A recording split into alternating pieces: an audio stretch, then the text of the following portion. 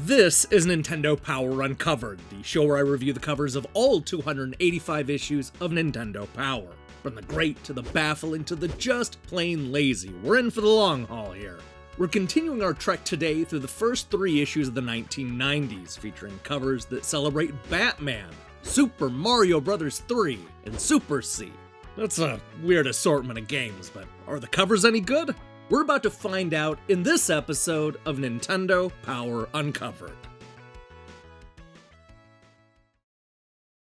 In their first issue of the 1990s, Nintendo Power decided to feature the biggest movie of 1989? It's true, the cover features characters from Tim Burton's Batman, the comic book film that grossed more than $400 million worldwide and debuted in June of 1989. But before you go and pick up those pitchforks and torches, there's actually a good reason for Nintendo to lead off with Batman. And it's because his new Nintendo Entertainment System game from Sunsoft was just about to hit retailers in February of 1990. While we may not be able to ding Nintendo Power on their timeline, that doesn't excuse this otherwise lazy cover. Here we see 2 or 3 pictures mashed together to create what should be an exciting scene. I mean, it's literally a picture of Batman getting the drop on the Joker, played to hammy perfection by Jack Nicholson. It's a scene that never happened in the movie, but convincing Photoshop work suggests otherwise. Jack's wonderfully outlandish costuming is front and center here, but that's just about the only thing even remotely interesting about this cover. Forget Michael Keaton's Batman, because he's reduced to competing with an out-of-control dry ice machine. I mean, seriously, why is the Joker hanging out at every college party I've ever been to? I've seen less smoke in a Cheech and Chong movie.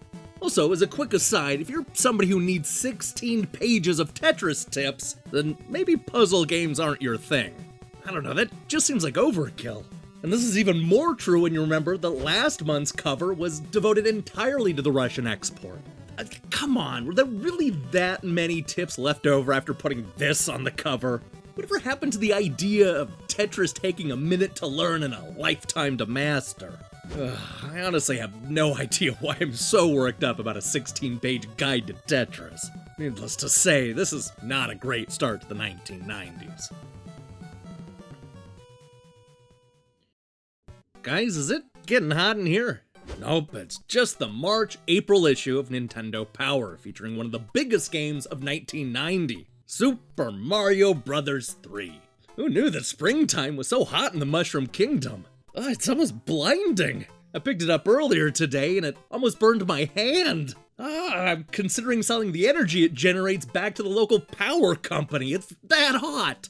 But seriously, once your eyes have adjusted to the searing heat, it's easy to see why this Nintendo Power cover is so hot. The sun, which has mysteriously shrunk down to the size of a soccer ball, is right in front of our face at ground level. I mean, we're literally moments away from Mario bursting into flames. And I hate to say this, but that's not only bad for him, but for everybody. Because think about it, the other side of the world is suffering through a modern-day ice age.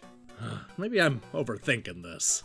Anyway, this is Nintendo Power's second crack at a Super Mario-themed cover. The first time around was endearing, but not without a few minor problems. The modeling is better this time around, and everything looks right, even if it's washed out by the heat of that teeny tiny sun. I think Mario looks great here, and the artists have done an incredible job of remaking the rest of the video game characters and locations. My only real complaint is how the Nintendo seal of quality covers most of the Koopa Kid. But here's the thing, while every technical level of this cover outperforms Super Mario Bros. 2, I can't help but like that design more. I mean, the modeling is gorgeous, complete with adorable recreations of some of my favorite Mario characters. It's also better laid out, suggesting that maybe Nintendo Power hired somebody that knows a thing or two about setting up a professional shot. But as competent as it is, it's just not as interesting to my eyes. I kinda like the roughness of that first issue, and no amount of polish is gonna make it any better. I mean, this is a good-looking cover, but it's nowhere near as memorable as what has come before. The memories of playing Contra. Curb stomping aliens in the bombed out cities, crippling the enemy's fortresses, and shoving the barrel of my spread gun so far down the boss's throat that I'm pretty sure I got a sexually transmitted disease. Toss in the Konami code and I'm practically unstoppable, throwing caution to the wind and running through the battlefield with reckless abandon. Apparently, Nintendo Power had a different experience with Contra. I don't know, perhaps it was because they never used the Konami code, or maybe I was the only kid who barreled through the levels not afraid to die, but this cover strikes me as being extremely cautious. Here we see the Contra boys holding back, carefully planning on how they're going to overpower that enemy ship. What do they think this is, Metal Gear? Guys, it's a run and gun shooter. The plan is to run and gun until everything's dead. Look, I'll give Nintendo Power credit for taking a different approach when it comes to the Super C cover. The foliage looks realistic, and I'm impressed by the design of that alien ship. Guys, it looks like a lot of work went into this cover, which is something you appreciate more after studying the small details. At first glance, it's easy to miss our heroes, almost as if they're not really there. My mind races as I daze into this design. It hints at all of the amazing stop-motion battles Bill and Lance are having. Too bad none of those amazing action sequences in my head are recreated on this cover. What a disappointment. Hey, thanks for watching this episode of Nintendo Power Uncovered. If you liked what you saw here, then you should know that we post new reviews and features almost every day. Now here's the question I have for you. How would you rank these three covers? Do you think I have it about right, or am I completely off base? Let me see your rankings in the comments below. In other news, I'm currently hard at work on the next few episodes of Electronic Gaming Monthly's Best and Worst Reviews, featuring 1998, 1999, and 2000. Expect new episodes to start back up this month.